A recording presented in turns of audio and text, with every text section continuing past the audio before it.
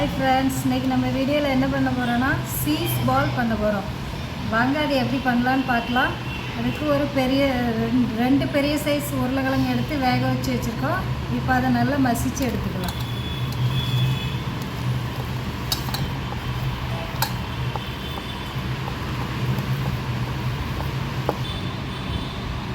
இப்போ இது கூட ஒரு 1/4 டீஸ்பூன் அளவுக்கு மஞ்சள் தூள்,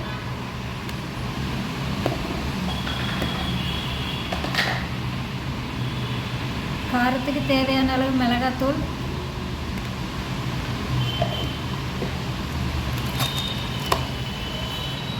கொஞ்சமாக கரம் மசாலா,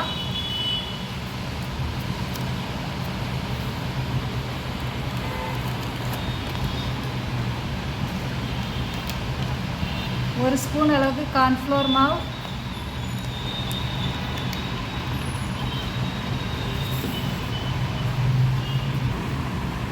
கொஞ்சமாக பிரெட் தூள்,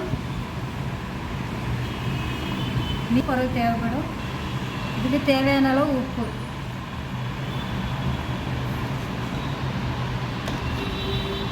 இது எல்லாத்தையும் இப்போ நல்லா மிக்ஸ் பண்ணி எடுத்துக்கலாம்.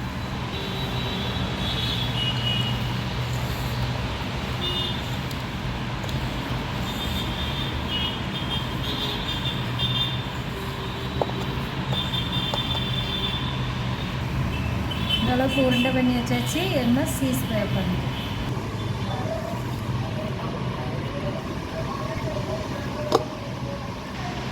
இப்போ சின்னதாக உருண்டை பண்ணிக்கலாம்.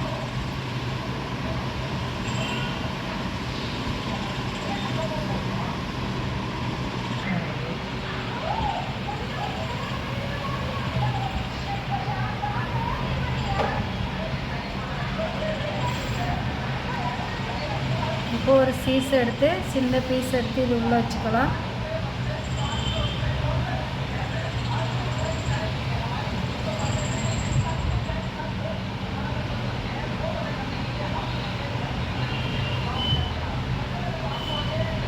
இப்போ இதை நல்லா உள்ளே வச்சு நல்லா உருட்டி எடுத்துக்கலாம்.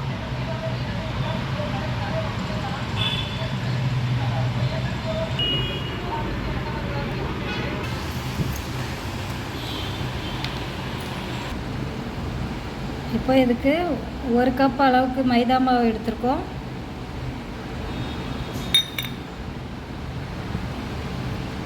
கொஞ்சமாக கார்ன்ஃப்ளவர் மாவு,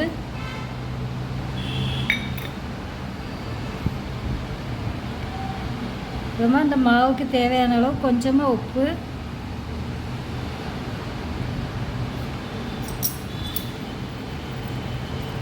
இது எல்லாத்தையும் சேர்த்து நல்லா மிக்ஸ் பண்ணிக்கலாம்.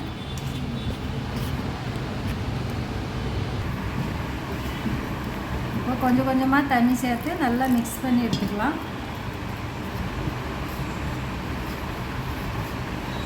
நல்லா கட்டி இல்லாமல் கரைச்சி எடுத்துக்கோங்க. இப்போ இந்த அளவுக்கு கரைச்சி எடுத்துக்கோங்க. ரொம்ப கட்டியாகவும் இல்லாமல் ரொம்ப தண்ணியாக இல்லாமல் மீடியமாக கரைச்சிக்கோங்க.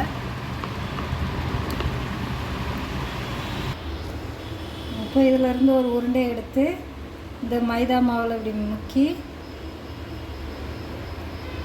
அதுக்கப்புறமா இந்த பிரெட் தூளில் போட்டு இப்படி பெரட்டி எடுத்துக்கோங்க.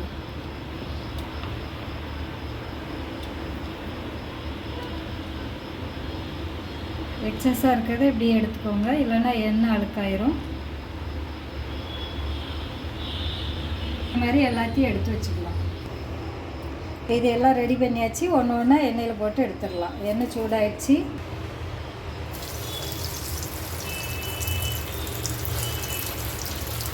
போட்ட உடனே கிண்ட வேண்டாம், 2 நிமிஷம் அப்படியே இருக்கட்டும்.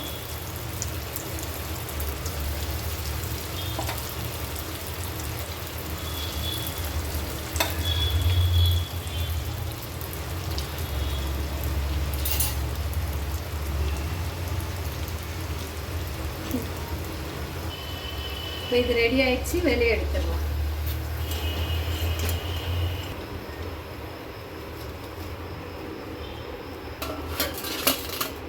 இதே மாதிரி எல்லாத்தையும் போட்டு எடுத்துக்கலாம்.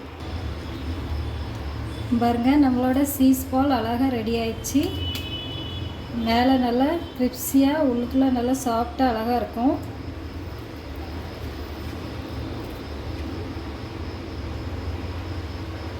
இதே மாதிரி நீங்களும் உங்கள் வீட்டில் ட்ரை பண்ணி பாருங்கள். இந்த வீடியோ பிடிச்சிருந்தா லைக் பண்ணுங்கள், ஷேர் பண்ணுங்கள், கமெண்ட் பண்ணுங்கள், சப்ஸ்கிரைப் பண்ணுங்கள்.